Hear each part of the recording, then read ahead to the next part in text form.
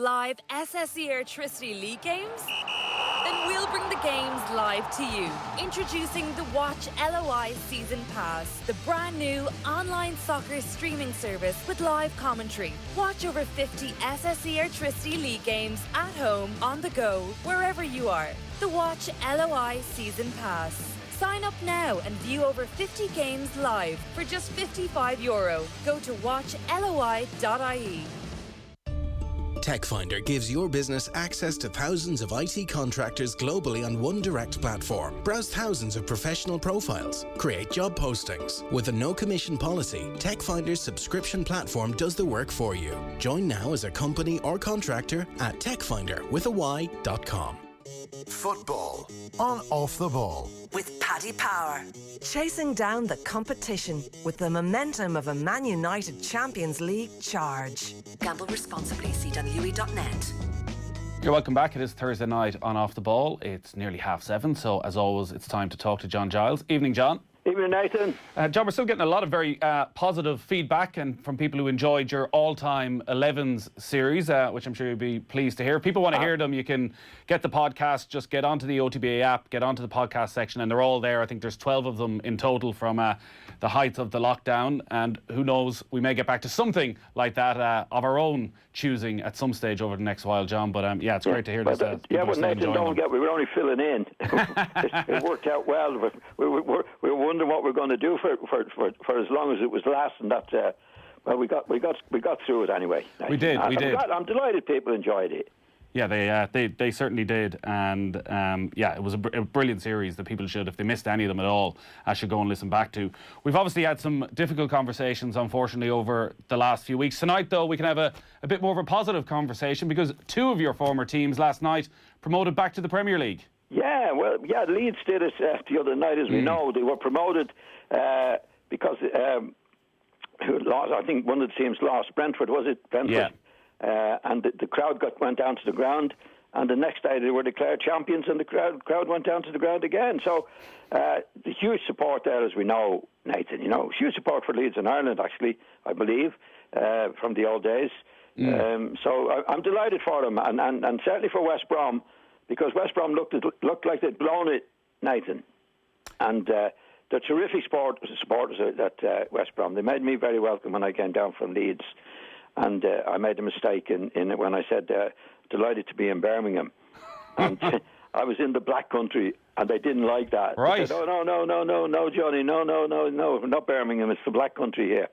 So I didn't know that at the time, Nathan, but they were terrific. Well, I didn't know it now. I've been to the Hawthorns a couple of times, and I assumed I was in Birmingham. I'm glad I didn't say anything. No, don't say anything. Actually, I always thought they are big rivals, Villa and them, and Birmingham City, but apparently Wolves are the big enemies. They're in the Black Country as well. So the two Black Country teams, I didn't realise that at the time either. But I found them a great family club, local support, really, really terrific, Nathan. And of course the Leeds supporters, we know, the huge support getting back into the Premiership is brilliant for both of them. Yeah, interesting you mentioned the Irish support for Leeds, because I know from my age group, I would know a lot of Leeds supporters who probably got on board when they were winning the old First Division just before it became the Premier League. When you were at Leeds, did you sense that at that stage it was a very well-supported team in Ireland? No, well, it wasn't about... When I first went to Leeds, which was in 1963, it wasn't a well-supported team by anybody, Nathan, even in Leeds.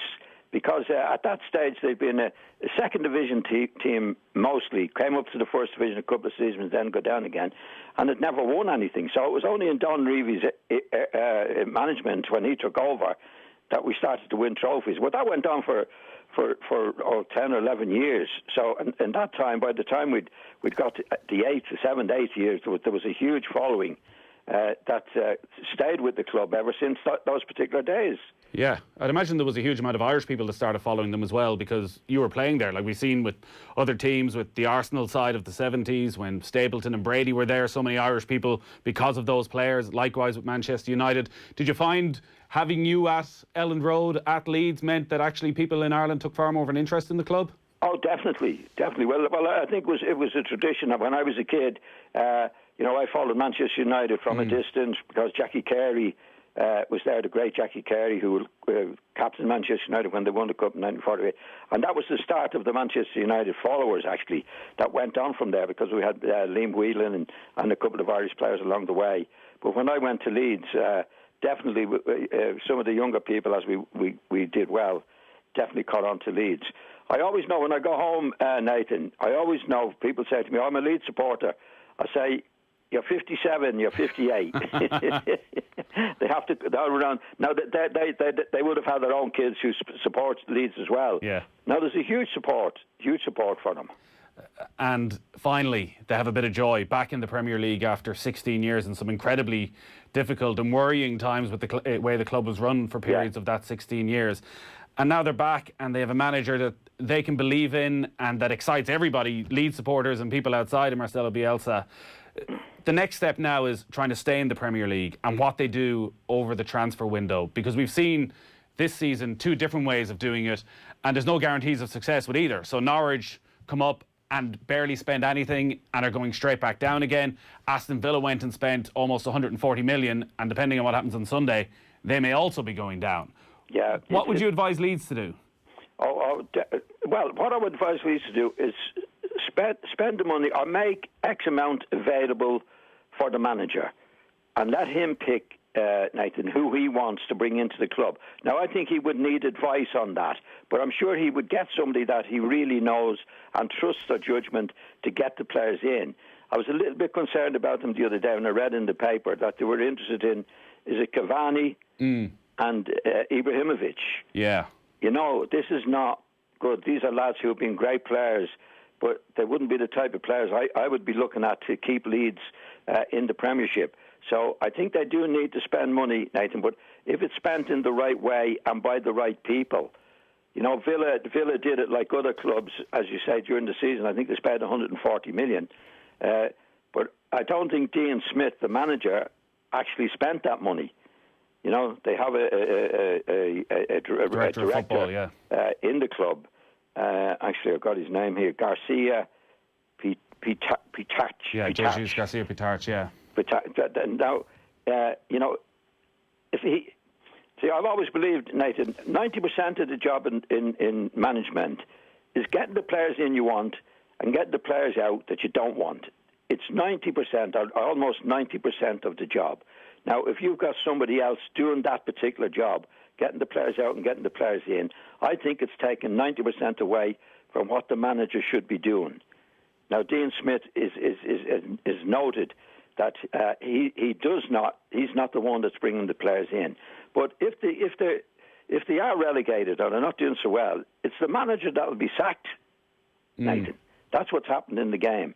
Now, that's what happened to Villa. They spent 140 million, which is a lot of money. But Dean Smith, I think, will be held responsible for that, although they weren't his players. Now, in Leeds, when they go up, I don't know who's going to be responsible for it. I would imagine the manager would be responsible, but I don't think he's a manager that's gone around and would be very familiar with players, Nathan. You know, so he'd have to trust somebody to do it for him if they're going to spend money. Do they need to, John, from what you've seen them, because so much is made of Bielsa's tactics and how he gets that current Leeds group playing, the energy they play with, the freedom at times they play with, and the intensity that they get at the opposition with. Can that group of players replicate that in the Premier League? Are you always going to need to go and buy some players of a higher standard? Well, history has shown us, Nathan, of course, any team is going to do better in the second division. I'm calling it the second division, the lower level, of course, because you're playing against lesser players. But once you step up into the Premiership, obviously you're playing with against far better teams. So you need to pick up yourself. So like, shown us, take Norwich for us, even Villa, the teams that came up last year. Norwich definitely. They were never going to spend money. They were going to do what they did, and if they go down, they'll take the parachute money and hopefully come back up again. That's what they intended to do. But Villa spent 140 million, and that was to improve the team. Like what we always say, anybody that goes up into the Premier has to improve their team. Now, in Leeds' case, it might not be the case, but what I see of it, I think they need to, especially get some forwards, goal-scoring forwards. That's my take on it. So you can get a manager who the Norwich manager has done extremely well in what was the old second division to get them up. But when they come up, they're playing against better players and they're going straight back down again, Nathan. Yeah. You don't want to do that. If you're taking a model over the last few years, it has to be Wolves. Wolves improved their team when they were in the second division. So when they went up, they were capable of staying there, which they did. I think they finished 6th or 7th in the league. And there's a team who are looking now to hopefully, certainly looking at to qualify for the European competitions. League, yeah. I think that's what you need to do. But what I see from Leeds, I'd be a bit worried for them in the sense, if their ambition is to sign Ibrahimovic and Cavani, I would worry for them. I can see where you're coming from with that, and Ibrahimovic is probably a long shot, and at 38 you would question his worth. But if it was a player like Edinson Cavani coming in at 33 with all he's achieved and can still contribute, and okay, he's dropped out of the Paris Saint-Germain team this season, but generally when he's been playing, scores a lot of goals. Like, I think back to when Roy Keane signed Dwight York and people questioned why he would do that, and York is rocking up to training in his Porsche, and Keane's actually looking at the younger players who are watching Dwight York thinking, well, if I work hard, maybe I can get that he's this inspiration for the younger players around the club to work hard, because look at what reaps at the end of it. That actually an Edinson Cavani coming in and all the glitz that would come with that can inspire the players around them. Well, bringing somebody in to see them in a flash car that's going to inspire them. It's what they're doing on the pitch would inspire them.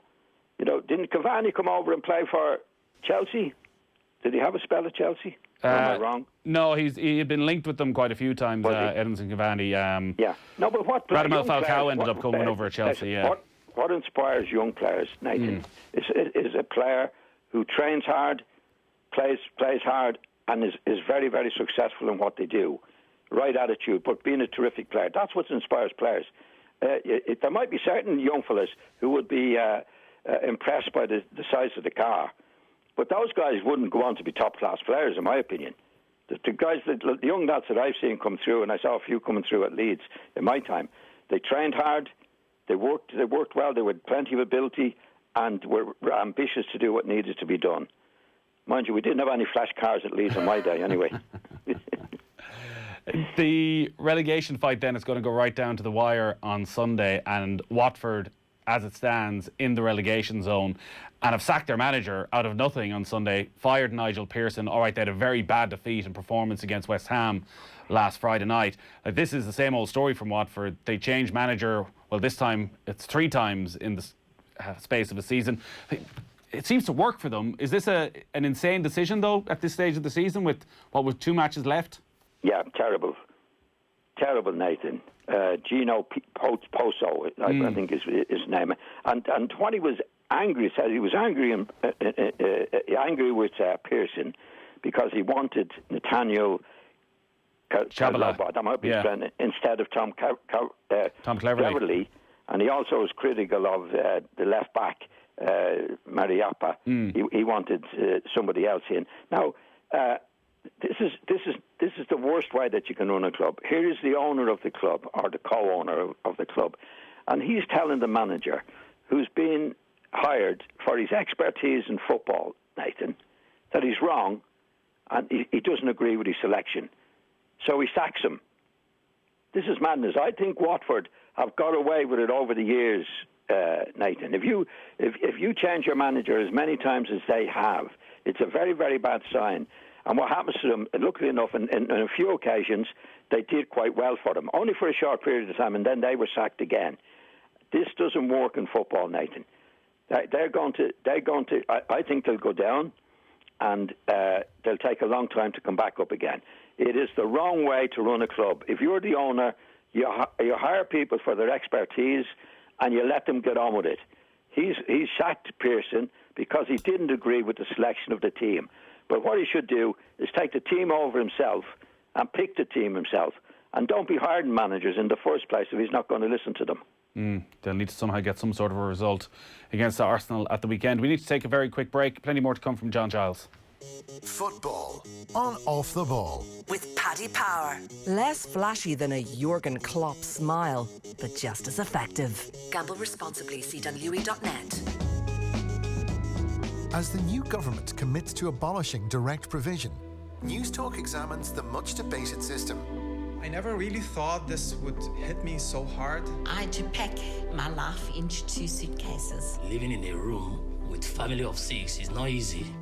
Ahead of an independent report into the scheme, we bring you into the system. Hear from those living in accommodation centres, ask what might replace it, and find best international practice. The truth about direct provision. This summer on News Talk. At Volkswagen Financial Services, our solutions are expertly engineered to put you in the driving seat. Choose the flexibility of PCP, low-cost HP finance, or the convenience of leasing.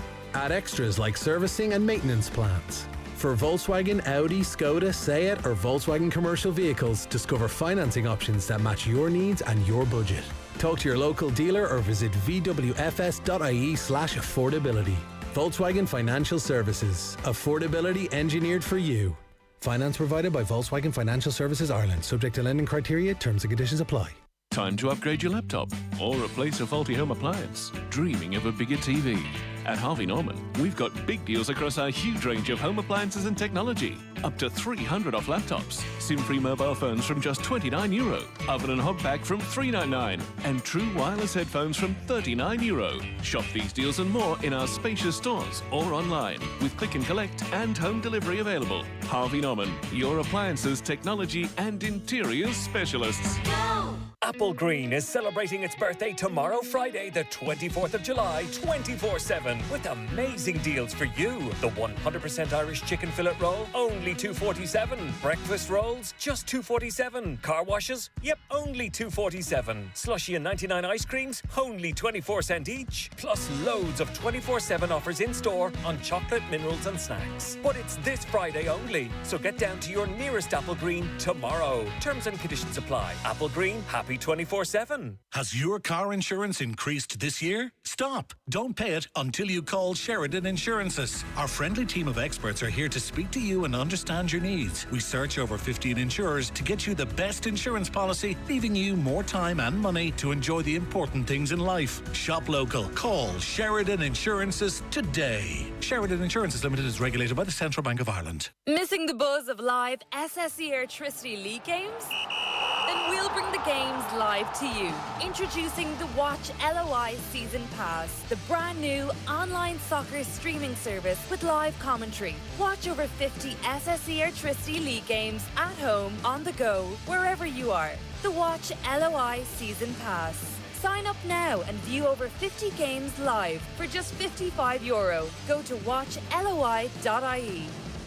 Air Business works closely with small business owners to understand their needs. So we know reliable service, great value and cutting-edge technology are vital to success. So for a limited time only, we're giving a free Samsung Galaxy S10 on the Air Business Mobile Connect Plus plan with no limits data for just $39.99 a month. For more, chat to our business team in-store or on 1-800-303-625.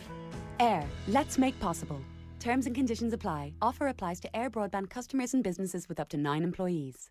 Hi, I'm Johnny O'Sullivan from Hudson Bay and Galway Bay Hotels. Our experienced teams are waiting for you with a welcome that's warmer than ever. We've introduced our 12-step Safe Stay code so you can completely relax, knowing your safety and comfort is our priority. For the best value deals, check out hudsonbayhotel.com or galwaybayhotel.com, and we look forward to seeing you soon. Football on Off the Ball. With Paddy Power. Chasing down the competition with the momentum of a Man United Champions League charge. Gamble responsibly. See dunlewy.net.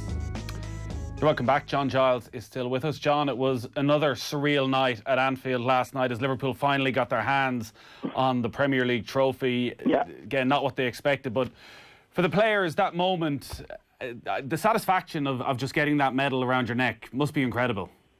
Yeah, well, but they haven't. The great thing for Liverpool, they haven't done it for 30 years, Nathan.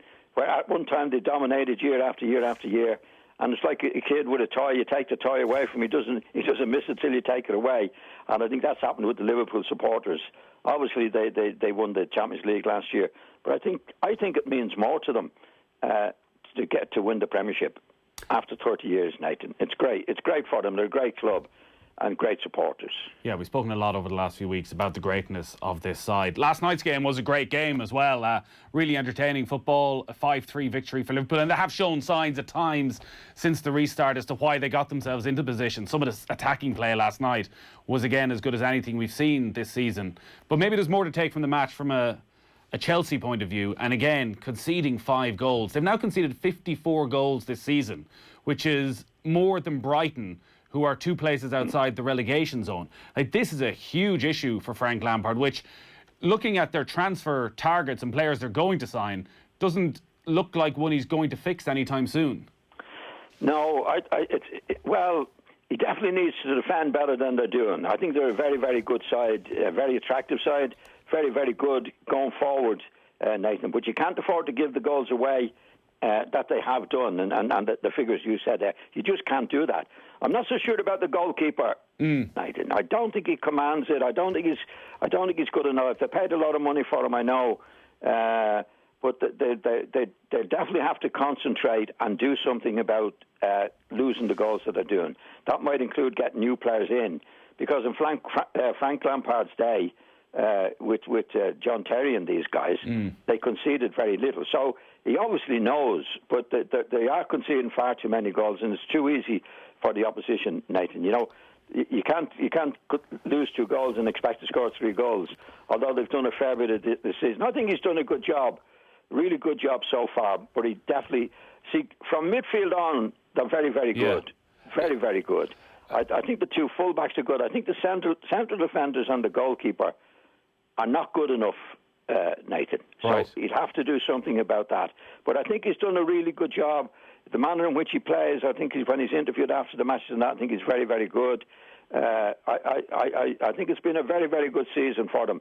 They could well win the cup yet, Nathan. You know? Yeah, it's interesting you say that about the quality that they have, because look, if you look at the statistics, I think of the goals they've conceded, 10 of them are from corner kicks. Yes. And also, Kepa has made mistakes, and also a lot of goals have gone in that you would have expected a top-class keeper to save. Yes. So suddenly, if you have a new goalkeeper and you spend a bit of time on the training ground sorting out your set pieces and reducing that number, actually in open play, are they a side that defend well enough? Is it just a couple of major issues that are hampering them? Well, they're obviously not defending well enough, Nathan, with the goals that they're conceding. I think the goalkeeper's a bit dodgy, and I'm not so sure about either the central defender. So that's usually your defence. I think the 2 fullbacks are quite good. I think they're not in that particular situation, they're quite good. But I think that the 2 central backs are not good enough, and the goalkeeper. Now, that's vital. I mean, we saw Liverpool before they got the good goalkeeper in, and Van Dijk and that, and getting that sorted out. So I think, Frank Lampard will know that, looking at them, Nathan. I mean, he played with a Chelsea team that defended exceptionally well when he was a player himself. Yeah. So he knows the value, not just the value, but what's needed. I'd say he knows what's needed. He hasn't had much time to do it. But from the 2 central, or the 3 central defenders, including the goalkeeper, they're very, very good. I think they're very good in midfield. They've got good midfield players. Would you include the 2 central midfield? Because I know how highly you rate N'Golo Kante, who wasn't playing last night. But Kovacic and Jorginho, the 2 who played last night, would you rate them highly? Yeah, I don't think they're the best, but yeah, I think they're as good as anybody, as most of the other teams in the league. I think with good defenders, they'll be okay, Nathan. And they've got the young lad to come in, Billy Gilmore, is it? Yeah, he's out for a few months to come in, and there's 1 or 2 other young lads that have come in and done extremely well for them. I think they'll be okay. They'll be as good as anybody else from midfield going forward. It's just, but Liverpool proved it themselves, or not proved it, did it themselves. When they didn't have things right at the back, they were very, very good going forward. But you can't afford to be losing goals in the way that Chelsea are doing it. And I'm sure Frank Lampard would be very, very aware of that. But I think he's got some very, very good players in there. And I think it's his first season with them. So they could win the league, and they still have a chance of getting into top 4, Nathan. So, he's going in the right direction. I like listening to him after the match. I think he's very has a lot of sense in what he's trying to do. He'd be well aware. He'd be well aware of what's needed, Nathan. It's just a question of getting the players in now. it's interesting you bring up what he says after a game, because he had a little bit to say last night. I'm not sure if you saw the scenes that were going on the sideline just before Trent Alexander-Arnold scored his free kick, where I did, yeah. Klopp and Lampard were having a right go at each other, and because there's no fans in the stadium, there's now video footage and you can hear exactly what they were saying to each other, and we couldn't really replay it on the radio. The language was, as you would expect, rather fruity. But afterwards, Lampard said that I've no problem with Jurgen Klopp. The way he's managed the team has been fantastic. Fair play to Liverpool Football Club. They've won the league, but also don't get too arrogant with it. That was my point, but it's done. Yeah. Do you worry there's a danger Liverpool get too arrogant? No, I think first of all, Nathan, I think where the managers are and the coaches are on the pitch in the places they're supposed to be in are far too near each other, and it's a very emotional game, as we know, and no two managers are going to agree on the free. I didn't think it was a free kick, by the way, but that's by the way. But Klopp is always going to say, of course it was. And the middle managers, and then they're too near each other because they're highly charged at that particular stage in a match, Nathan. In the old days, in my days, they used to manage from the opposite sides of the pitch. Okay, so the dugouts weren't beside each other. No, they were opposite sides of the pitch. So right. You wouldn't, when did that change? When did that change? Well, it's a good while ago, obviously, but that's what it used to be. They were never beside each other. In fact, in the old days, Nathan, if you go back, the managers didn't go on the touchline. They always, all of them, including Shankly and that at that time, but Matt Busby used to watch it from a seat in the stand. Right. And definitely they used to be on opposite side. I don't know how long ago. It's a long time ago. And who were the first managers then who started standing on the sideline? I can't actually remember. Did Don Revie always stand on the sideline? No, he was in the dugout. Right. So the square where they have now, where that's relatively new, definitely. Yeah. And a lot of the managers used to sit in the dugout, but a lot of them used to sit in the stand, in the front seat of the stand. So they weren't near the opposition, and there's bound to be rows. I mean, there has been a good few rows over the years between the managers or the coaches because they're so near each other. Yeah, and great. It's a highly charged situation to be in, where you're wanting your teams to do it, and you're near each other. I think Frank was complaining about the free kick, and either one of the coaches or Klopp was saying no, it wasn't. But I think Frank turned around and told him to F off at the end of it. So I don't think it's arrogance. It's just that you have a different opinion and you're highly charged at that particular time. I think they've got to separate them more, Nathan. There should be a 20, 30 yard space between the two managers or coaches. Just very briefly before we finish up, John, obviously huge game, Manchester United, Leicester, battle for the top four on Sunday. It's been a bad week for Manchester United, beaten by Chelsea in the Cup semi-final, disappointed against West Ham. What's gone wrong in the last couple of matches for Ole Gunnar Solskjaer? Well, I think Solskjaer slipped up in the team he picked for the semi-final, Nathan. Rested too many players? Big time. Oh, yeah. Well, three or four of his best players were on the bench in the semi-final of the Cup. No, I does that not show where priorities have shifted, that the Cup isn't the be-all and end-all, the finishing top four is more of a priority? Well, it obviously seemed to be for Solskjaer. But Nathan, the players, if they're fit enough, and I think they are, could play in the two matches. Like, I know it's become part of the thing now that you rest the players in between, and it hasn't Did they not look tired against West Ham, some of those players that had played on Sunday? I didn't think so. Right. They slipped up, Nathan. Like Pogba, don't forget. I mean, if Pogba doesn't handle the ball in the way he did, they win the match, Nathan. I mean, I don't always agree with Gary Neville, but I agree with him over Pogba. It was disgraceful on a player because it's hitting him. He's in the wall, and you're in the wall to block the shot. That's what you're there for. And if it's heading for your head, you can see it coming to your head. You can just head it away. It's not going to be very pleasant to do, but you can do it. But you don't put your hand up. Yeah, from listening to Harry Maguire afterwards, it didn't seem like it had gone down particularly well in the dressing room. I'd say, I don't know what's going on there, but I wouldn't say that Pogba would be the most popular guy among the players with his behaviour over certain times. He has played better than the last few weeks, Nathan. But then he goes and does something like this. I mean, that could cost him. I mean, first of all, resting the players cost him the cup final.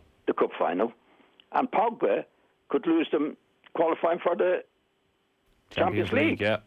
So that's a double whammy for what Solskjaer was doing. I thought Solskjaer was very wrong, actually, to rest the players that he did in the semi-final of the Cup.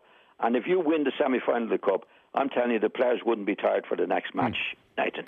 I thought it was a bad move, a really bad move from him. All right, well, we'll have lots to talk about next Thursday night when the Premier League season will have wrapped up. John, great stuff as always. We'll talk to you then. Thanks, Nathan.